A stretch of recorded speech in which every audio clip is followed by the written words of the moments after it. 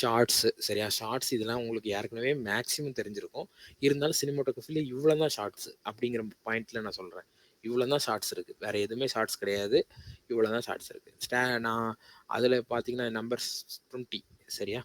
நான் அதுக்கப்புறம் நான் உங்களுக்கு பேச முடிச்சுட்டு நிறையா இருக்கும்னு நான் வந்துடுவேன். ஒன்றுமே இல்லை. ஸ்டாட்டிக் ஷாட்னா ட்ரைபாடை வச்சு எடுக்கிறது தான் ஸ்டாட்டிக் ஷாட். பேன் ஷாட்னா நத்திங் பட் அதெல்லாம் உங்களுக்கு தெரிஞ்சுக்க சான்ஸ் இருக்குது. பேன் ஷாட்னா ட்ரைபாடை லெஃப்ட் ரைட்டுன்னு திருப்புறதுக்கு பேர் அது பேன் ஷாட்டு. ஓகேவா? லெஃப்ட் ரைட்டுன்னு ட்ரைபாடை திருப்பினீங்கன்னு வச்சுக்கோங்க சரியா? அது பேன் ஷாட். டில்ட் ஷாட்னா மேலேயும் கீழேயும் தூக்குறதுக்கு பேர் டில் ஷாட் சரியா? இது கொஞ்சம் அந்த ட்ரைபாடு கணக்குலேயே மைண்ட் செட் வச்சுக்கோங்க. அண்ட் ஜூம் ஷாட்னா வேற ஒன்றும் இல்லை, லென்ஸை வச்சுட்டு ஜூம் பண்ணுறது.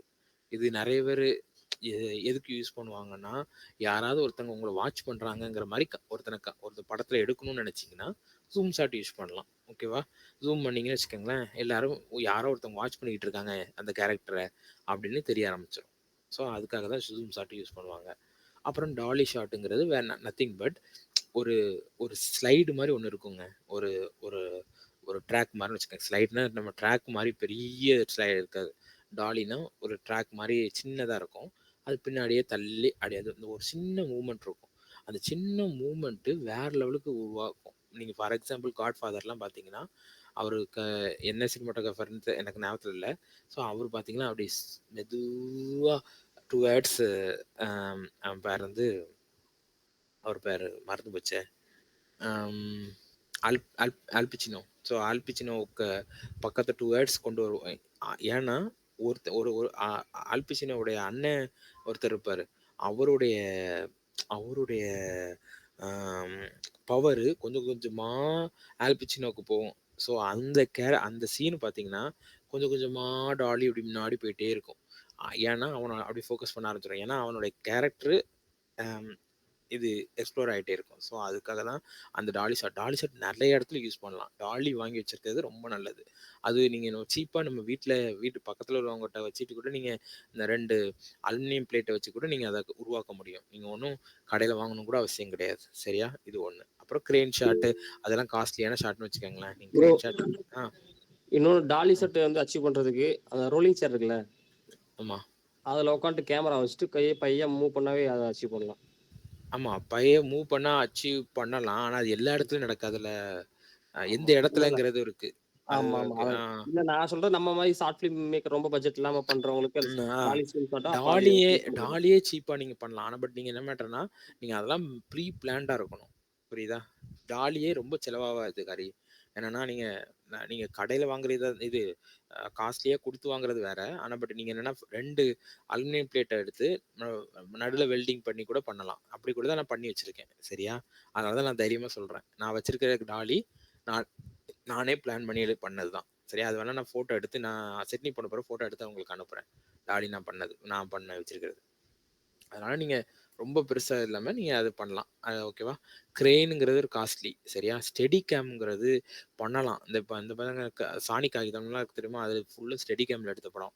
ஸ்டெடி கேம்னா நீங்கள் கழுத்துக்கு மேலே ஒரு ஒரு லைன் போட்டு அதை கேமரா மூவ் ஆகாமல் ஒரு ஏதாவது ஒன்று வச்சுக்கிட்டு பிடிச்சி வச்சுக்கிட்டீங்கன்னு வச்சுக்கோங்க. அதான் ஸ்டெடி கேம். நீங்கள் எதை வச்சு பிடிச்சாலும் சரி அதுதான் ஸ்டெடி கேம். ஓகேவா? ஸோ அது அது நான் நிறைய இடத்துல எனக்கு பிடிக்கல. ஆனால் பட் இருந்தாலும் அது அப்படி இருக்குது. சிலவங்களுக்கு அது செட் ஆகிருக்கும்னு நினைக்கிறேன். ஸோ அதனால் ஸ்டெடி கேம் அது. அண்ட் ஹேண்ட் ஹெல்டு எதுக்கு யூஸ் பண்ணுறாங்கன்னா, ஒரு ஒரு கேரக்டர் பதட்டமாக இருக்குங்கிறத நீங்கள் எப்படி முடிவு பண்ணுவீங்க? அதனால தான் கையில் வச்சு செல்ல ஷாட் எடுக்கிறாங்க சரியா? இது செல்ல ஷாட் எல்லா ஷாட்டும் கிடையாது. அது ப்ரொஃபஷ்னல்லாம் கிடையாது சரியா? நீங்கள் என்றைக்குமே ஹேண்ட் ஹெல்டில் ஷாட் எடுக்கக்கூடாதும்பாங்க சரியா? ஆனால் பட் ஹேண்ட் ஹெல்டில் ஷாட் எடுக்கிறீங்கன்னா இந்த லாஸ்ட்டில் பார்த்தீங்கன்னா 7 படத்தில் லாஸ்ட்டில் பார்த்தீங்கன்னா அந்த மேலேருந்து கெவின் ஸ்பேசியை கெவின் ஸ்பேசி பார்த்தீங்கன்னா நீங்கள் அந்த ஷாட்டை மட்டும் எடுத்து பார்த்தீங்கன்னா கெவின் ஸ்பேசி எடுக்க முடியல ட்ரைபாடை வச்சுருக்கோம் சரியா? ஆனால் அதே இது பிராட் பிட்டை பார்த்தீங்கன்னா ஷேக் ஆகும். எல்லாமே ஷேக் ஆகும். ஏன்னா பிராட் பிட்டோடைய கேரக்டரு பதட்டத்தில் இருக்குது. ஆனால் கெவின் ஸ்பேசி கவலையே அவன் அவர் பயப்படே இல்லாத கேரக்டர். ஏன்னா அவனுடைய இது ஈவில் தானே. அவனுடைய திங்ஸ் எல்லாமே அச்சீவ் ஆகிட்டு இருக்குது. புரியுதா? அவன் அசரே மாட்டான் ஸோ அந்த கேரக்டர் சொல்றேன். நான் கெவின் ஸ்பேசிய சொல்லல. அவரு வேற லெவலுக்கு ஆக்டர். எனக்கு அவருடைய ஃபேனு. ஆனா பட் என்ன மேட்டர்னா, கெவின் ஸ்பேசி உடைய ஷாட்டு ட்ரைபாட்ல போட்டு நீட்டா எடுத்திருப்பாங்க. ஏன்னா, அவனுடைய மென்டாலிட்டி சாலிடா இருக்குன்னு அர்த்தம். அதே வைஸ் வெர்சா பிராட் பீட்டோடைய ஷாட் பார்த்தீங்கன்னா, ஷேக் ஆயிட்டு இருக்கும். அப்படி கிடுகிடுன்னு ஆடும். ஏன்னா, ஹேண்ட் ஹெல்ட்ல எடுத்திருப்பாங்க. ஏன்னா, அவனுடைய அவனுடைய கேரக்டர் அவங்களுடைய கேரக்டர் எப்படி இருக்கும்னா, ஆம், இது என்ன சொல்ல அவனுடைய மென்டாலிட்டி அவன் ஒரு முரட்டான இதுனா அதோடைய கடைசியில் பார்த்தீங்கன்னா ஒவ்வொரு பைபிள் படி தானே கொலை பண்ணிட்டு இருப்பான். அதில் பார்த்தீங்கன்னா அவன் அவன் என்ன சொல்ல முரட்டாளு உயிரோட இருக்கக்கூடாதுங்கிறது அவனோட கான்செப்ட். ஸோ அதனால அவன் பதட்டப்பட ஆரம்பிச்சிருவான். அவங்க ஒய்ஃப் செத்து போயிட்டான்னு பதட்டப்பட ஆரம்பிச்சிருவான். ஸோ அது ஹேண்ட் ஹெல்டில் எடுத்திருப்பாங்க. ஸோ அந்த பதட்டத்தை காமிக்கணுங்கிறதுக்காக ஹேண்ட் ஹெல்டில் எடுக்கலாம். ஓகேவா? அண்ட் ட்ராக்கிங் ஷாட்டு என்ன சொல்ல ஒவ்வொரு ஒரு ஒரு வீட்டு வீடு வழியா போயிட்டே இருப்பாங்க. டாலி தான் யூஸ் பண்ணுவாங்கன்னு வச்சுக்கோங்களேன். டாலி, ட்ராக்கு இதே மாதிரி யூஸ் பண்ணுவாங்க. நீங்க சில படத்துல இந்த படத்துல மெயினா யூஸ் பண்ணியிருப்பாங்க. என்னன்னா, ஷைனிங் இவன் அம் அ இவன் படம் யாரு அவரு director super director um Kurosawa Kurosawa Stanley Kubrick. Stanley Kubrick. குரோசவாட்ட தான் ஸ்டான்லி குப்ரிக் தெரிஞ்சு வச்சுக்கிட்டாரு. ஆனா குரோசவா நெறைய இதுல பார்த்துருக்கேன். அவன் குரோசவும் அவரும் யூஸ் பண்ணுவாரு. அண்ட் ஸ்டான்லி குப்ரிக் யூஸ் பண்ணுவாரு. ஸ்டான்லி குப்ரிக் நெறைய டைம்ஸ் யூஸ் பண்ணுவாரு. அண்ட் ஸோ அது நல்லாருக்கும். ஸோ அது ட்ராக்கிங் ஷாட்டு. விப் பேனுங்கிறது என்ன சொல்ல, ஒரு இடத்த விட்டு ஆ இது டிரான்சிஷனுக்காக மெயின்லி யூஸ் பண்ணுவாங்க. சரியா? ஏன்னா, நீங்க விப் டக்குன்னு நவுண்டுட்டு அடுத்த ஷாட்ட கட் பண்ணீங்கன்னா, ஒரு எடிட்டிங் பாயிண்ட் ஆஃப் வியூல திங்க் பண்ணீங்கன்னா, 21 ஸ்லைடு சரியா? அது விப் பேன் யூஸ் பண்ணுவாங்க. அதுக்கப்புறம் ரேக் ஃபோக்கஸ்னா இது இது இது நானே யூஸ் பண்ணியிருக்கேன். ஓகேவா? இந்த லாஸ்ட் ஒரு படம் இது ஸ்ரீலங்கன் படம் ரிலீஸ் பண்ணல. அதில நான் பண்ணியிருக்கேன்.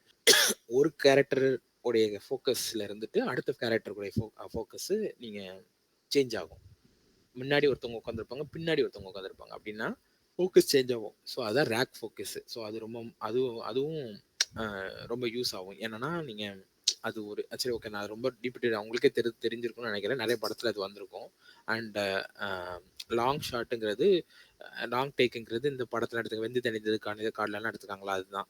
ஸோ அது நிறைய இங்க மட்டும் இல்லை நிறைய பேர் யூஸ் பண்றாங்க. ஏன்னா ஆம், ஒரு படத்துல ஒரு தடவையாட்டு அது வந்துடணும்னு எதிர்பார்க்குறாங்க நிறைய டைரக்டர் நிறைய சினிமாட்டோகிராஃபர்.